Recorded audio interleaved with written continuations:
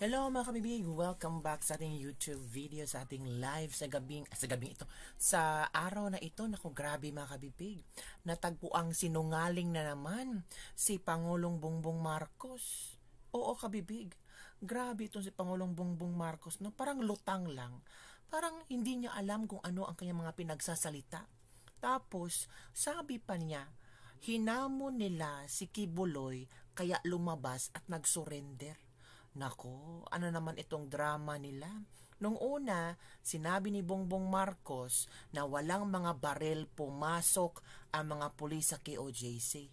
Ngayon naman, sinabi ni Bongbong Marcos na may dala-dalang baril ang mga pulis na pumasok sa KOJC. Hindi ko na maintindihan ang ating presidente, oy. Kasi kung mag-caught off guard siya, magsisinungaling talaga. So it means hindi niya alam kung ano ang nangyari sa KOJC. Tapos itong si Torre, trinidor pa ni Abalos. Hindi na-inform si Torre na si Kibuloy ang nag-surrender. Itong si Abalos, na una pang nag-post sa social media na hinuli na si Pastor Apollo Kibuloy. Parang walang clear communication. Buti pa si Kibuloy may tiwala sa AFP. Walang tiwala sa PNP. Sabi nga ng ibang netizen, galing daw sa Cotabato itong si Kibuloy. Sa Cotabato nga ba? O baka doon lang siya nagstay sa AFP at naghintay na ng panahon para lumabas at mag-surrender.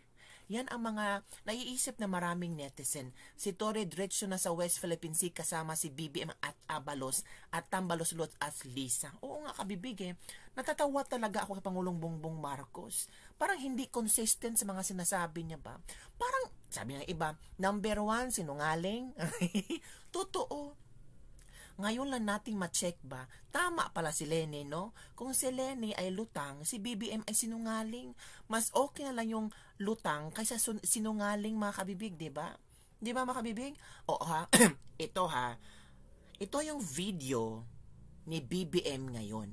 I-share ko sa inyo ha, kung gaano ba kalutang itong Pangulo natin. Oo, i-share ko ang video, oy. Kung saan sinabi ni BBM, nasan ba ito? Ito ha, i-share ko sa inyo. Pangulong Bongbong Marcos, ito ha. Nauulol na ba talaga ito? Sabi ni BBM ha, uulitin ko.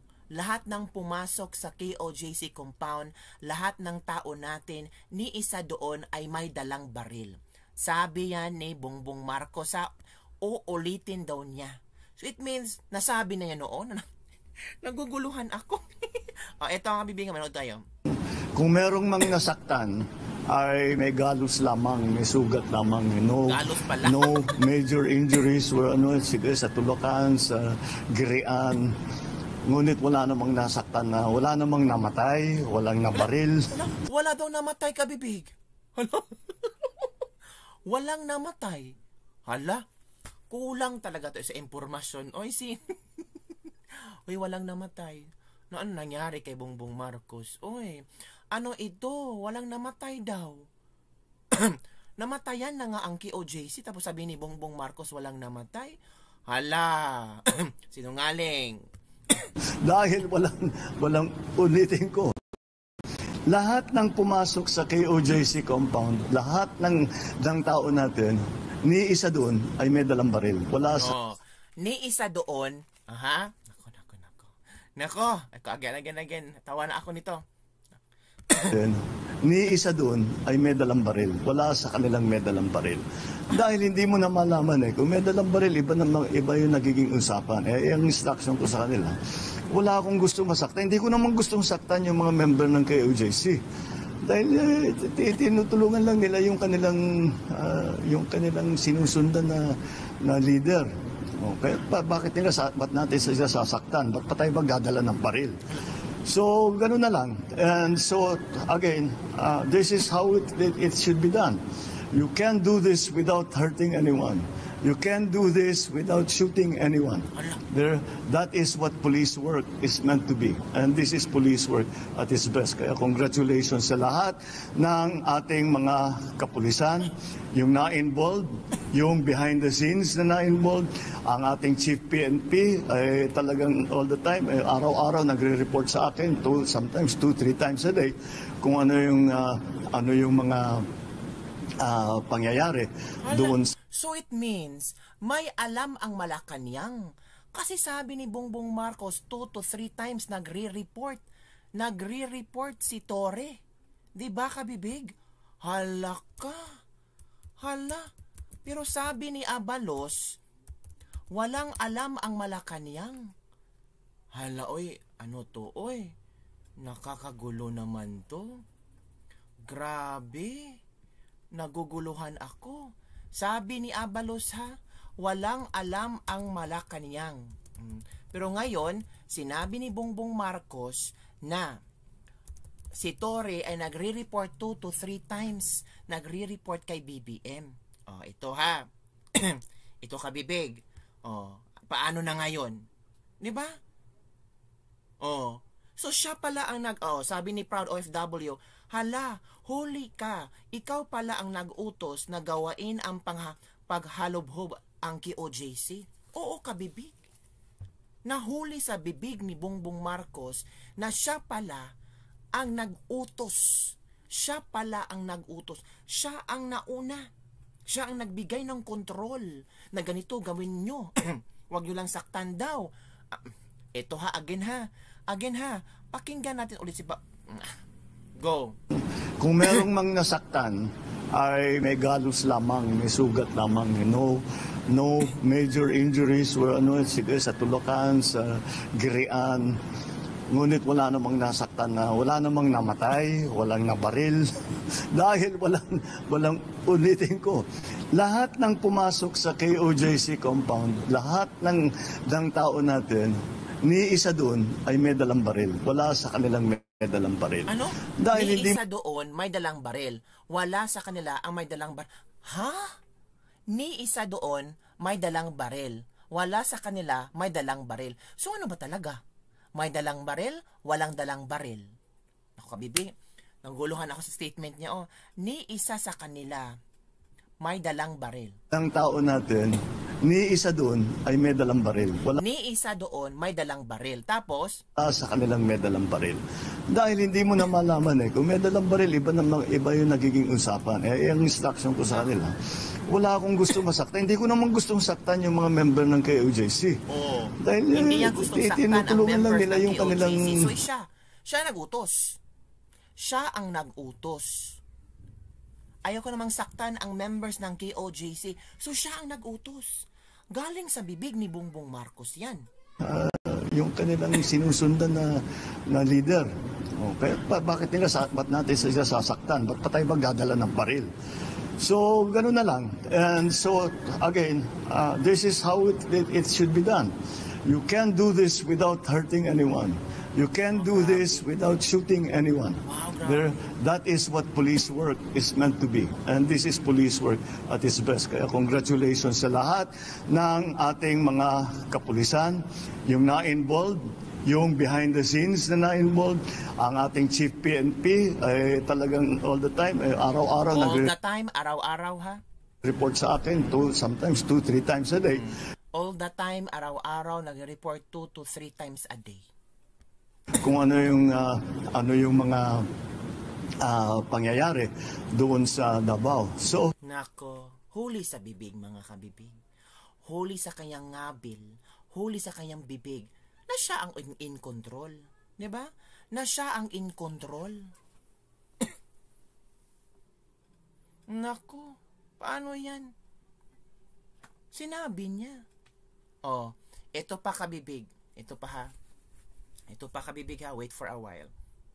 Ito yung video noon. Okay? Share ko sa inyo kabibig ha. Ito ay galing kay Abalos. Ito kabibig ha. This is purely a police operation. Kung kinalaman, Wait muna kabibig ha. Balikan natin. Wala pong kinalaman maski sino rito. This is purely a police operation. No? Ako, I only supervise, but with the reference to operations, etc., it's purely a police one. And it is based on intelligence report, on compiled intelligence.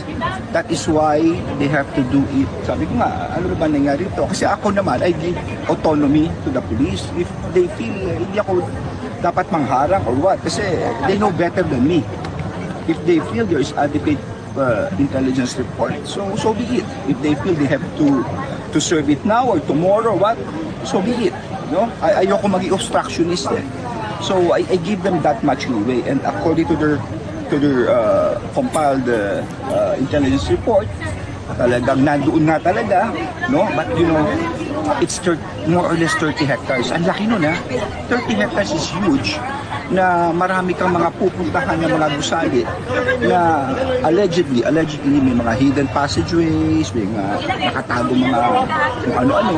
So isa-isahin mo yun. Just imagine that. Not mentioning the fact na baka palapit ka na, umikot ka naman sa iba. So, ganong katigyos ito, ganong kahirap ito. May alam ba ang Malacanang? Wala pong kinalaman, maski sigurito, this is purely a police operation. No? Ako, I only supervise, but with the reference to operations, etc. Tingnan nyo, lumabas na ang katotohanan kung sino talaga ang in control. Sino talaga ang in control para babuyin ang KOJC. Sinabi ni BBM, araw-araw nagre-report sa kanya si Torre. 2 to 3 times a day tumatawag si Torre kay BBM para magbalita kung ano na ang nangyari, ang development sa KOJC. Oh. Baka bibig. Nako po, iba talaga, BBM. Nako. Kayo mga kabibig, ano na nangyari? Ay, ano nangyari ka, bibig? Nako. Ay, nako.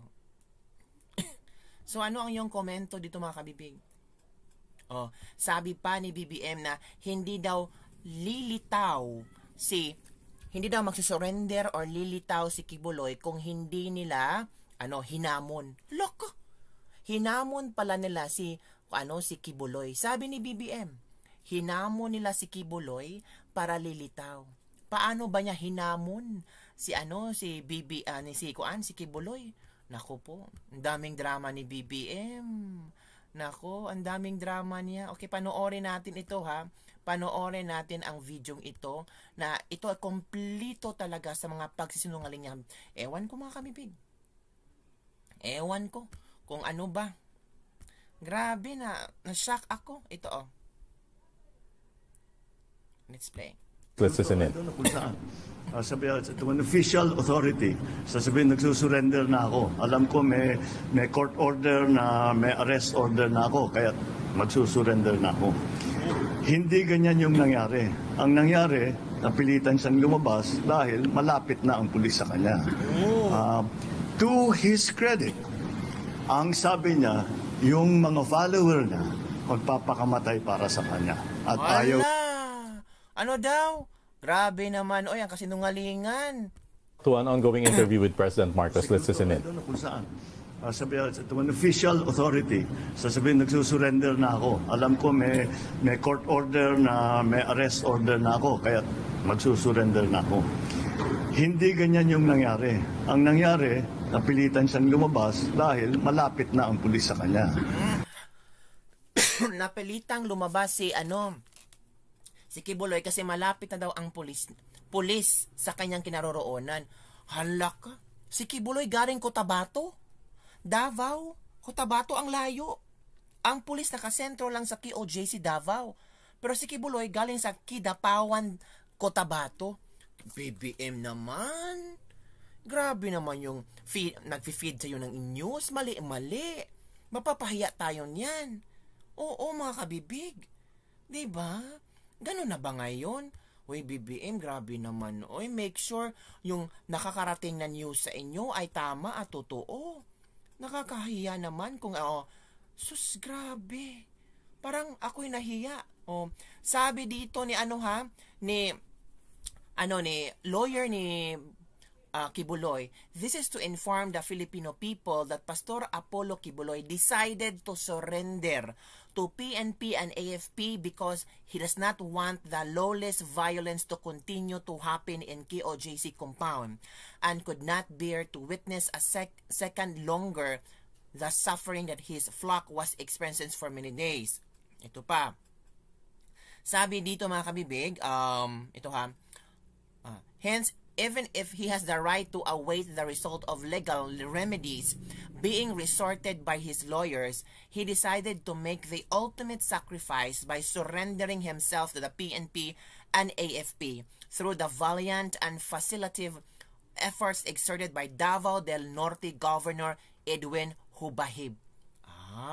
Si Governor pala, si Davao del Norte Governor Edwin Hubahib pala ang nag-exert at nag-facilitate.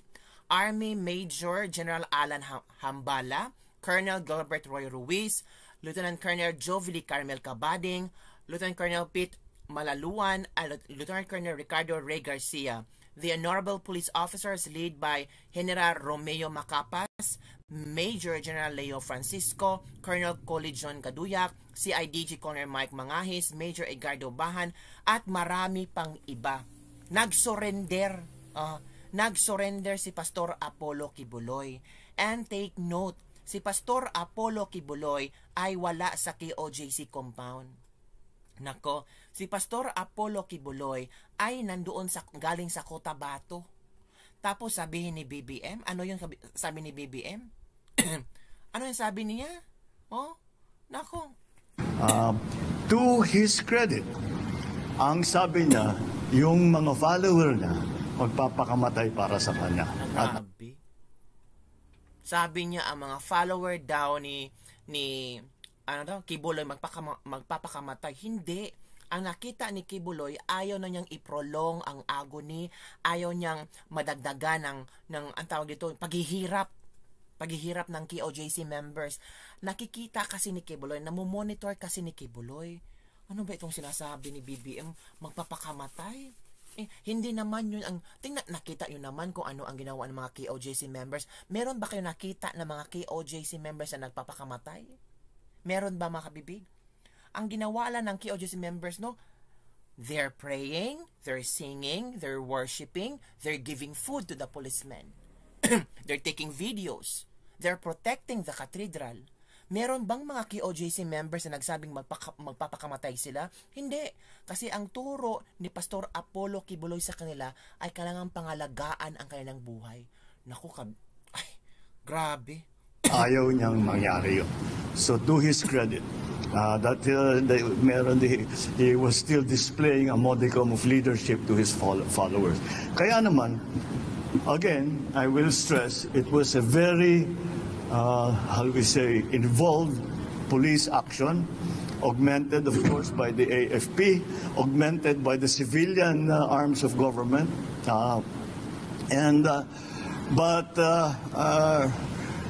It was, once again, it was really through the efforts of what our policemen did. And once again, I stress that, through the effort of Davao del Norte Governor Joe Bahib. Siya ang nag-facilitate at yung ibang mga colonel, sila ang nag-facilitate, sila ang tumulong kay Pastor Apollo Kibuloy. Hindi ang PNP kasi ang PNP nasa loob ng KOJC. Si Tori nga hindi niya alam na nag-surrender na si Pastor Apollo Kibuloy. Naku, BBM, iwan ko, my God. Kung merong mang nasaktan, ay may galos lamang, may sugat lamang. No major injuries were sa tulakan, sa girian. Ngunit wala namang nasaktan wala namang namatay, walang nabaril. Dahil walang ulitin ko. Lahat ng pumasok sa KOJC compound, lahat ng tao natin, ni isa doon ay may dalang baril. Wala sa kanilang may dalang baril.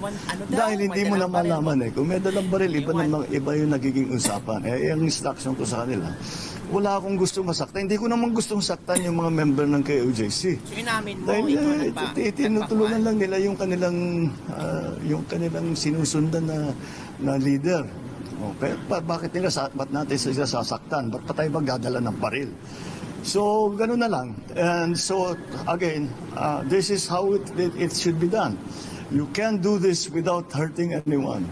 You can't do this without shooting anyone. That is what police work is meant to be. And this is police work at its best. Kaya congratulations sa lahat ng ating mga kapulisan, yung na-involved, yung behind the scenes na na-involved, ang ating Chief PNP ay talagang all the time, araw-araw nagre-report sa akin, sometimes 2-3 times a day, kung ano yung mga pangyayari doon sa Davao. So, it is really with some relief that I can say that at least this phase of that operation is now over, and we now leave Mr. Kibuloy to the judiciary, to the judicial system. And siyempre, babantayan natin na tama naman ang mangyayari, na lahat ng kanyang karapatan, walang masasagasaan sa karapatan niya, wala namang ibabaliwala sa kanyang kahilingan, kung ano man yun. But again, there is no special treatment.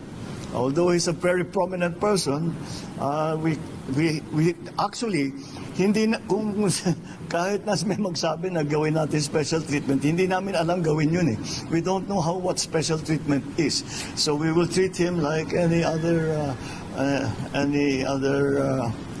arrested person, and will respect his rights, and we will go through the process. The process will be transparent.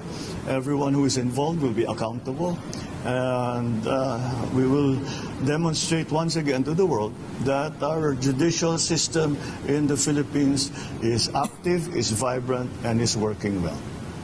All right? Thank you. Okay, thank you.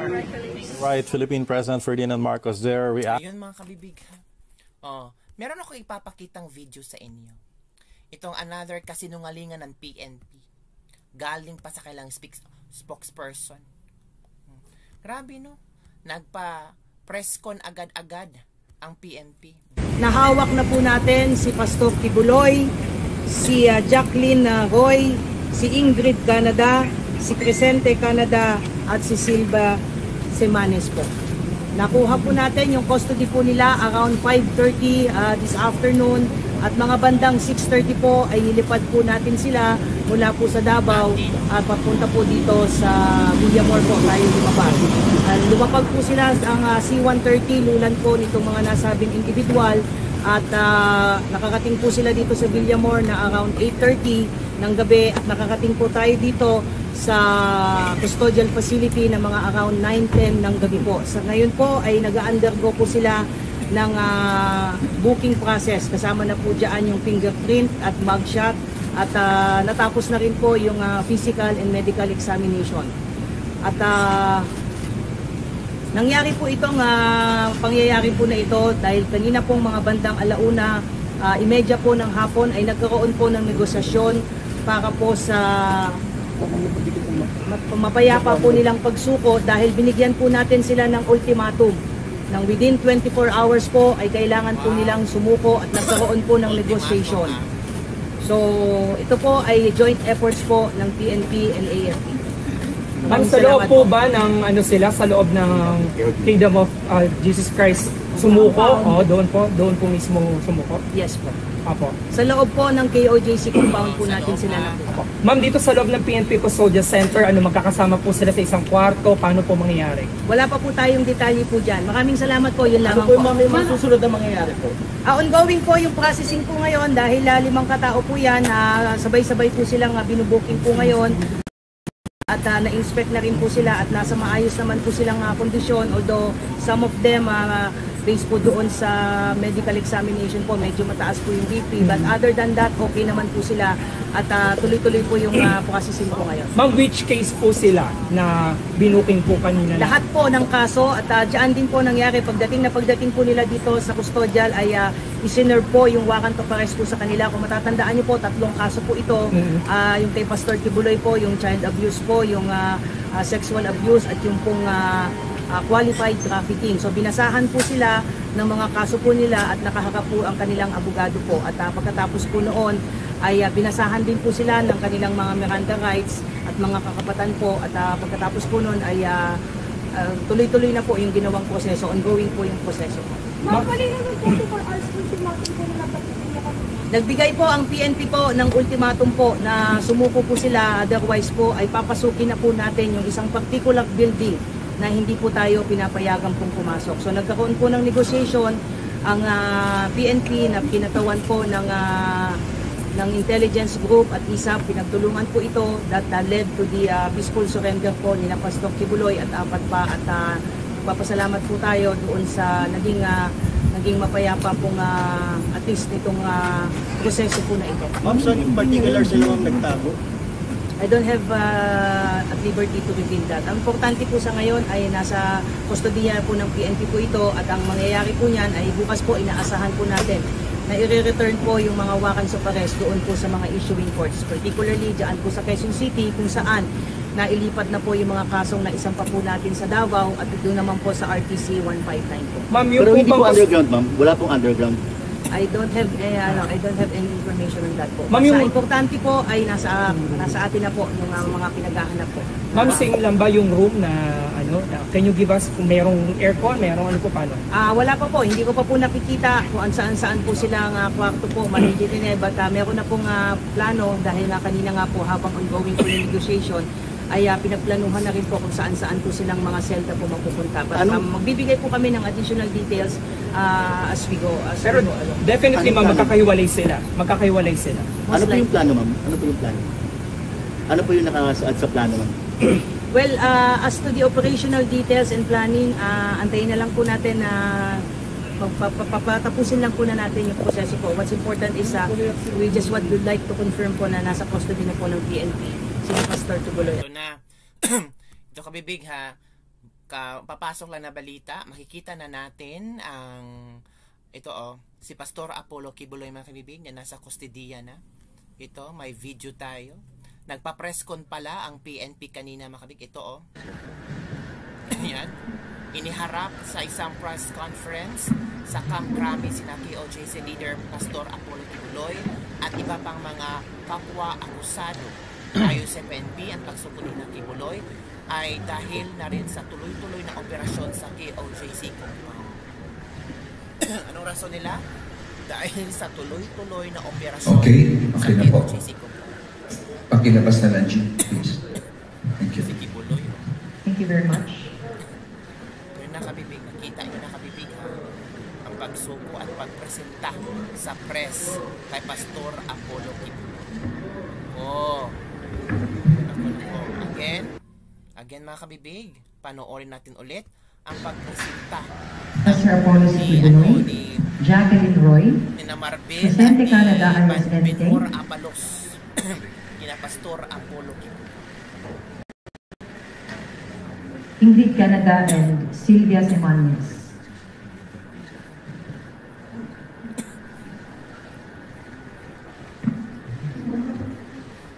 Yan kabibig ang pagpresenta.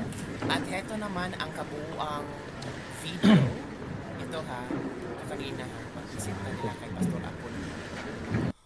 Okay. So ang next nating tingnan yung press con nila, press conference. Manood tayo na kailang press conference kung gaano ba ano ba ang laman ng kailang press conference. Sige, hanapin ko muna kabibig yung press conference nila kanina. I think na-share ko na sa aking Facebook fan page at pakinggan natin kung ano ba ang kanilang pinagsasabi sa kanilang press conference, 'di ba? Excited din ako kabibig. Ano ba ang sinabi ng PNP sa kanilang press conference? Mas maganda kung lahat ay tama, lahat ay talagang nakasaad.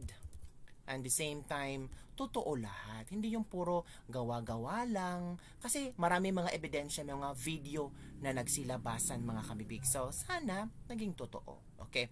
Ito na kabibig ang press conference kanina, mga kabibig, ni Benhur Abalos at ni Marbel. Sige, manood tayo Wait. Yan muna kabibig. Ito Benhur Abalos at ni Marbel. Ng Philippine National Police. Pero bago po yun, gusto kong pasalamatan ang lahat ng miyembro ng Philippine National Police, magmula kay PNP Chief Romel Barbil, ang our Ground Commander, ito, walang tulog po ito, si General Torre po. No?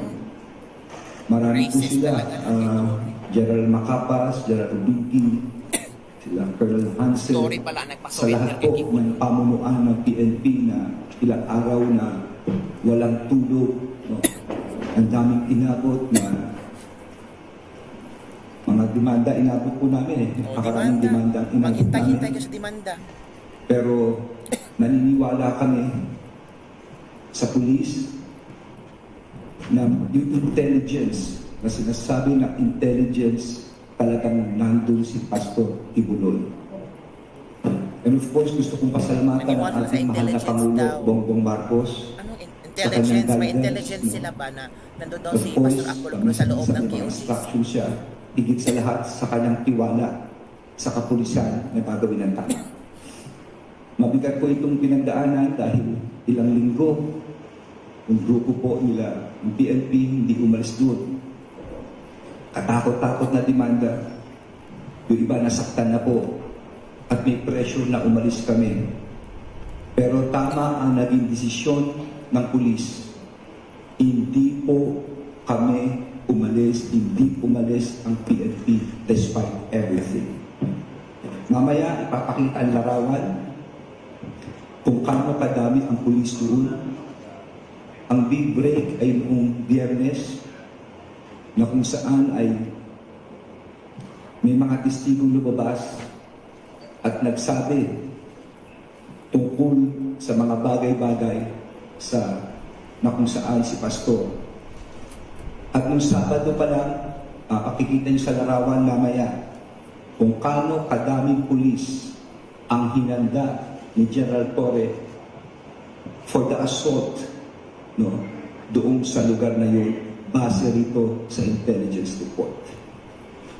At pagkatapos nito, ayan, ganyang kadaming tao na Sabado pa lang.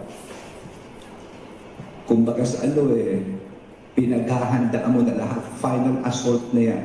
Wow, dahil na-pinpoint hindi nga alam ni Torre na nahuli si Kibuloy, tapos alam ni Torre kung ano ang pinaplano. All of these pictures will prove that all the while, tama ang intelligence report, tama ang operasyon, maski anong pigil ang gawin sa amin na kung sinong kampo, still, tiniis po ito ng pulis. Maski anong pananakot ang ginawa, tumuloy-tuloy kami. And the rest is history. At this point, bibigay ko muna kay Chief Marbil ang isang mikropono for his message sa ating mga kababayan. Chief. Magandang umaga po. And good hapon pala. And sabi po yung guys ng SLG natin, coming from the President, and no one's above the law. So ito po yung pinapakita natin na kahit na gano'ng hirap yung pressure, then tuloy-tuloy po kami. And we're so happy po na marami po tumulong sa amin. And sabi ko nga kay General Torre, pagkatapos ito, we need to file cases. Baka meron pa kayo yung mga sakit na mga tao na naiiwan doon. That's what we did last time that I went to Davao. Nasave po kami ng dalawang tao na nagamit nila. Baka may mga gusto pang lumapit at gusto nang mag-file pa ng demanda against these people, mga na-abuse nila. So we're hoping, and sabi ko nga, and marami pang lalabas at magpa-file ng kaso against these people. And you'll see the real truth kung bakit po namin ganatong hulihin po itong taong to. Maraming salamat po. Maraming salamat, Chief. And of course, ang ating walang tulog, walang pahinga, ang matapang po nating Ground Commander doon, si General Torre. General. Sir, as for on my part, I would like to express gratitude sir, sa leadership ng PNP, the ALG, and of course the President for the trust given to us, and most especially the support. And at this juncture, sir, gusto ko rin i-acknowledge ang mga kasama ko, ang mga sub-ground commanders ko na nandiyan ngayon sa harap natin at nasa paligid na still faceless and nameless people na nagtrabaho para ma-achieve natin ang mission ng isa. Maraming salamat. Wala kayong na-achieve. Wala kayong na-achieve. At this point, Halata siguro, naman na plastic rin si Tory. ipapalabas na lang namin para sa publiko, para makita po ninyo si Pastor Kibuloy. At ang kanyang mga kasama, pinapakita namin sa video ang prosesong ginawa po rito. Yan po ang kanyang kulungan. No? Ito yung kulungan ni Pastor. Kanina makita nyo kung mga mugshot, medical, sinunod po ng PNP ang proseso tingil dito. So siguro para bago tayo mag-question and answer at this point, Jean, pwedeng palabasin mo na si Pastor Apollo Kibuloy at ang kanyang mga kasama. Pakibasa nila isa-isa kasi yung mga kasama niya. Paki-enumerate na lang, please. Ito na si Pastor Apollo Kibuloy at mga kasama niya.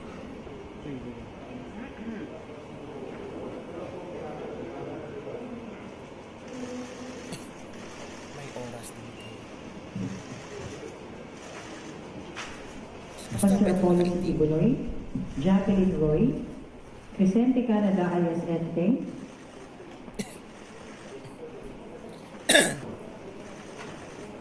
Ingrid Canada and Sylvia Semanis. Selfie. Selfie naman dyan. Selfie. Ba, uso ngayon ang selfie?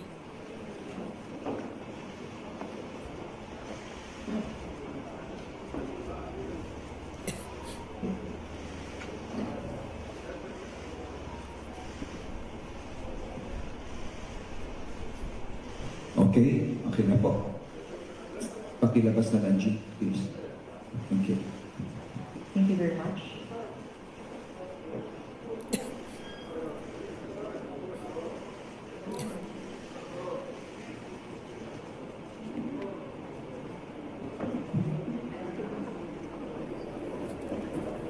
Now we will proceed with the question and answer. Each of you will be given one question and one follow-up question. We will start with Mr. Mark Gabriel of Net25, to be followed by Ms. Leia Ilagan of UNTV.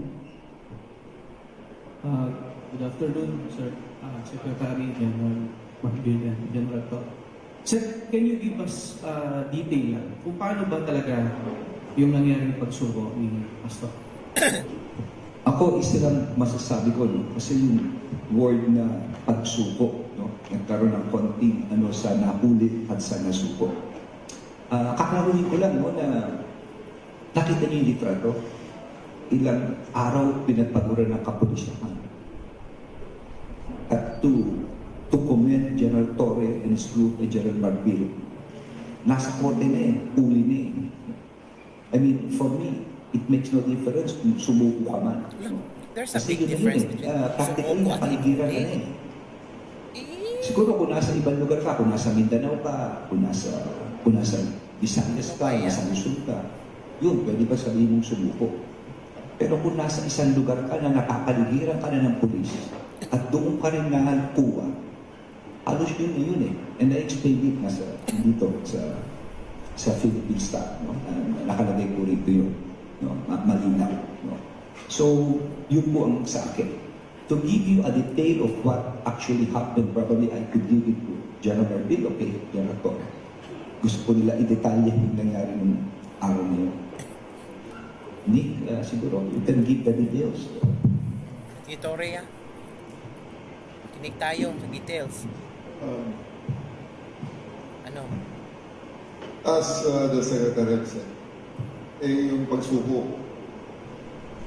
Formality na lang yun because at the end of the day, whether he likes it or not, the end result will ultimately be the same. So maybe he just chose the path na feeling niya ay mas magaan para sa kanya. And on our part naman, mas gusto naman natin na wala nang masaktan pang additional. So, our 1 p.m. assault deadline ay in-extend ko ng konti. In-extend namin ni General Marbil ng konti para pagbigyan ang mga request nila na sila ay lalabas na ng pusa. Hindi mo nga alam? Not in that manner na sasakay sa plane, but they really have no options whatsoever. Nung time na binigay na ng gobyerno, na binigyan na kami ng bossing lang ni General Marbil at ni SIOG na tapusin na ang standoff, because I see it as a standoff. Kasi alam na namin kung nasan siya. Alam na ni Jan namin. So, alam na daw nila. Tayo dyan sa mga searchers. 16 days, alam na Pero nila. bibigyan namin until na makita niya sa Senate hearing, mapresenta sa publiko para hindi na magbago ang narrative if ever na may mangyari. So, na-realize nila siguro na since the public already knows what is the real narrative inside, na ang mga polis para makapasok dun sa kanyang hideout ay kinakakapan pa. And with the Senate investigating panel mismo ang nagsabi na this is what we should do. Eh, yun ang ginawa namin. So, na-realize sila, big blunder, talagang, kuha ko lang take it against me, but it's really, for my part, talagang inihulog na siya ng ating, ano? On my part, talagang, mahal kami ng Panginoon. Kami mga pulis ay, mahal ng Diyos. Hindi na nagkaroon ng ganung kaguluhan pa na endanger pa sa marami. Mahal ka ng Diyos. Bakit itong interview mo, isang interview mo, Tory, sinaad mo dito na hindi mo alam ang nangyari? Ito. Ito, How was Pastor Kibuloy arrested? Ito, Tory, ha. Nagpa-interview kasi. Ito. Yung pagkahuli ang particulars ng pagkahuli ni Pastor Apollo Kibuloy, ay para pakitanong nyo lang sa SILG. Si SILG lang i-interview nyo dahil ang mga details noon ay hindi ko talaga alam. Pero siya po ay nagaling noon ay hindi ko talaga alam. Tapos ngayon nagsalita si Tory na sa press ko na alam na niya ang detalye. Ay, ewan. Mismo dito sa Davao. I think so. I would like to think so. Na dito talaga nanggaling sa Davao dahil pinasundo ng eroplano. So, and may convoy na pinalabas sa KOJC. Ang pinipwede kanina ay siya ay sinundo ng C-130 with itong... Hindi ko sigurado na sinundo ng C-130. Basta namataan natin ng C-130 na naglanding sa TOG 11 at pagkatapos ay merong utos sa atin na palabasin yung siyam na sasakyan doon sa hangar papunta sa loob ng airport. Pinaguide ng ating ABSEO, yung Aviation Security Group na unit natin, and then dinala sa aeroplano. Yung pagkahuli ang particulars ng pagkahuli ni Pastor Apollo Kibuloy ay para pakitanong nyo lang sa SILG. Si SILG lang i-interview nyo dahil ang kawawa talaga si Tory, mga kabibig, no? Kawawa talaga si Tory. As in, natatawa ako sa press con, sa bagong press con ngayon is parang alam na yung detalye. Yung sumuko daw si Pastor Apollo Kibuloy for formality lang daw. Yung kagabi, yung interview niya, sinabi talaga niya hindi niya alam kung ano ang detalye. Kung gusto kayong magtanong, doon po kayo magtanong sa spokesperson ng PNP. Hindi niya talaga alam. Hindi niya talaga alam kung ano ang nangyari, kung bakit biglang sa social media pinag-uusapan na nahul or sumurrender na sumuko si Pastor Apollo Kibuloy. Kasi silang lahat ay nasa loob ng KOJC. Tapos ngayon, proud na proud si Abalos, si Marbel, pati si Tory na nahuli nila si Pastor Apollo Kibuloy. Na talagang sila ang nakahuli ni Pastor Apollo Kibuloy. Kaya marami mga video nagsilabasan ngayon na parang very different sa mga pinagsasabi nilang sa kanilang press con ngayon. As in, sabi ng ibang tao, ano ba ito? Bakit sila nagsisinungaling? Inahuli na sa bibig nila ang kasinungalingan kasama ng kanilang amo, di ba? Oo. Yung amo nilang si Bongbong Marcos, sabi noon kay Bongbong Marcos na walang baril ang KOJC. Ang PNP na pumasok sa KOJC. Pero ngayon sinabi niyang may dalang baril. Ewan ko, oo. President Marcos Jr., lutang pa rin. Hanggang ngayon, walang baril, walang tear gas, walang pepper spray, walang police brutality, no arrest made, walang surrender, walang bangag, di ba? did not surrender voluntarily, ha, sabi ni Bongbong Marcos, but was forced to come out as the PNP was already closing in on him. Did not surrender voluntarily. Natakot si Pastor Apollo Kibuloy. Kasi natuntun na ng mga PNP, malapit na daw, konting-konting push na lang, konting hukay na lang, matutuntun na nila si Pastor Apollo Kibuloy. Diba? Yan ang sabi ni BBM. Nasaan? I-share ko sa inyo kung ano ang sabi ni BBM. I think na-share ko na kanina, diba? Ang gulo-gulo ni BBM. Diba? Lahat sila, hindi coordinated yung mga statements nila. Ito. President Marcos Jr. says Apollo Kibuloy did not surrender voluntarily, but was forced to come out as the PNP was already closing in on him. Bahala na kayo dyan, kabibig. Naguguluhan talaga ako sa mga statement nila. Gulong-gulo. Sumuko man si Kibuloy sa AFP, hindi sa PNP. Sinundo daw ng airplane kasi nga tumawag ang AFP kasi sumuko na ayon na ng AFP, isip na magintin sila, pero walang magagawa dahil for the record. Tama mga kabibig. Diba? Talagang kawa si Tory magpapagamit kasi. Ewan ko kay Tory, baka may plano si Tory na ma-promote ba mga kabibig. So, yun yung mga kabibig ha. So it means kabibig, si Bongbong Marcos ang nag-control lahat. Si Bongbong Marcos ang nagtawag dito, inamin ni Bongbong Marcos na siya talaga ang nagpalusob sa KOJC. Kabibig, naamin na yan ni Bongbong Marcos. Sinabi na yan ni Bongbong Marcos. Kasi sabi ni Bongbong Marcos, araw-araw nagre-report sa kanya si Tory. Araw-araw, 2 to 3 times tatawag si Tory para magbigay ng balita sa kanya. Diba? So it means may basbas galing kay Pangulong Bongbong Marcos ang nangyari. Diba? May basbas. Ito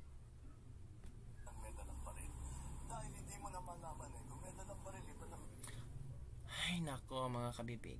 So may basbas ha. Again mga kabibig, may basbas galing kay BBM. So it means siya ang nag-utos sa ginawa ni Tory sa KOJC. Alam ni BBM lahat, wala siyang pakialam, basta makuha lang si Kibuloy. So siya ang nag-utos. Diba? So makakasuhan ba si BBM? Depende. Kasi itong no major injuries sa Tulacan, sa Girian. Ngunit wala namang nasaktan wala namang namatay, walang nabaril. Dahil walang ulitin ko. Lahat ng pumasok sa KOJC compound, lahat ng tao natin, ni isa doon ay may dalang baril. Wala sa kanilang may dalang baril. Dahil hindi mo na malaman kung may dalang baril, iba yung nagiging usapan. Yung instruction ko sa kanila, wala akong gustong masaktan. Hindi ko naman gustong saktan yung mga member ng KOJC. Dahil tinutulungan lang nila yung kanilang sinusundan na leader. Kaya bakit natin sila sasaktan? Ba't pa tayo magdadala ng baril? So, gano'n na lang. And so, again, this is how it should be done. You can't do this without hurting anyone. You can't do this without shooting anyone. That is what police work is meant to be. And this is police work at its best. Kaya congratulations sa lahat ng ating mga kapulisan, yung na-involved, yung behind the scenes na na-involved, ang ating Chief PNP ay talagang all the time, araw-araw nagre-report sa akin, sometimes 2-3 times a day, kung ano yung mga pangyayari doon sa Davao. So, ngayon, ito yung pasio ng kadramahan ni BBM. Ito. Alalahanin natin, may darang baril, walang darang baril. Talagang sinungaling tong taong to. Ito. Alalahanin natin to ha. Okay. Go. Hindi armado. Lahat ng pumasok na pulis, hindi armado. Hindi armado. Hindi armado. Hindi armado. Hindi armado. Hindi armado. Hindi armado. Hindi armado. Lahat ng pumasok na pulis, hindi armado. Number 1, sinungaling. Number 1, sinungaling. Meron bang human rights violation kung maraming pulis? I don't think so. There's no... anyway, the reason we did this was that so that we could maintain the peace. The only way to maintain the peace is to make sure that the area is safe and is secure. You go to any human rights advocate, there's nothing that we did. Walang baril, kahit isa. Walang baril, kahit isa. Number 1, sinungaling. Hindi kami gumamit ng tear gas. Hindi kami gumamit ng tear gas. Hindi kami gumamit ng tear gas. Hindi kami gumamit ng tear gas. Number 1, sinungaling. Wala kaming ginawang gano'n. So ano yung human rights violation? Narinig yun na kabibig ha. So, kayo na ang bahalang humusga kung sino pa talaga ang sinungaling, sino ang nagkontrol lahat ng istorya ng script na ito. So, yun na kabibig. Don't forget to like, subscribe, and share. I-share nyo, kawawa ang KOJC, no? Kawawa si Pastor Apollo Kibuloy. Biktima nga ba si Pastor Apollo Kibuloy? Diba? Nag-aaway ang mga salita mo, expose ka na junior. Nag-aaway nga ang mga salita. Ay, naku, gulong-gulo. So yun na kabibig. Don't forget to like, subscribe, and share this video. Bye everyone. See you next time.